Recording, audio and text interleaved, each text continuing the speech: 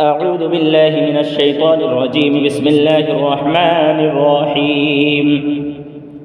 تبارك الذي بيده الملك وهو على كل شيء قدير، الذي خلق الموت والحياة ليبلوكم أيكم أحسن عملا وهو العزيز الغفور، الذي خلق 7 سماوات طباقا ما ترى في خلق الرحمن من تفاوت، فارجع البصر هل ترى من فتور، ثم ارجع البصر كرتين ينقلب إليك البصر خاسئا وهو حسير، ولقد زينا السماء الدنيا بمصابيح وجعلناها رجوما للشياطين وأعتدنا لهم عذاب السعير، وللذين كفروا بربهم عذاب جهنم وبئس المصير.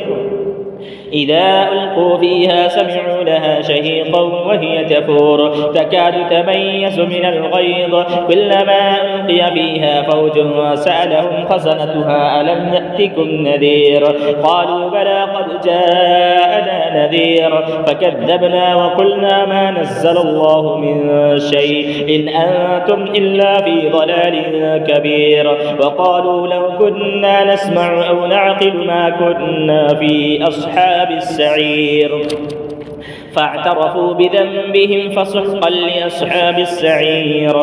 إن الذين يخشون ربهم بالغيب لهم مغفرة وأجر كبير، وأسروا قولكم أو اجهروا به إنه عليم بذات الصدور، ألا يعلم من خلق وهو اللطيف الخبير، هو الذي جعل لكم الأرض ذلولا فامشوا في مناكبها وكلوا من رزقه وإليه النشور. أأمنتم من في السماء أن يخسف بكم الأرض فإذا هي تمور، أم أمنتم من في السماء أن يرسل عليكم حاصبا فستعلمون كيف نذير. ولقد كذب الذين من قبلهم فكيف كان نكير، أفلم يروا إلى الطير فوقهم صافات ويقبضن ما يمسكهن إلا الرحمن إنه بكل شيء بصير. أمن هذا الذي هو جند لكم ينصركم من دون الرحمن إن الكافرون إلا في غرور، أمن هذا الذي يرزقكم إن أمسك رزقه بل لجوا في عتو ونفور، أفمن يمشي مكبا على وجهه أهدى من يمشي سويا على صراط مستقيم.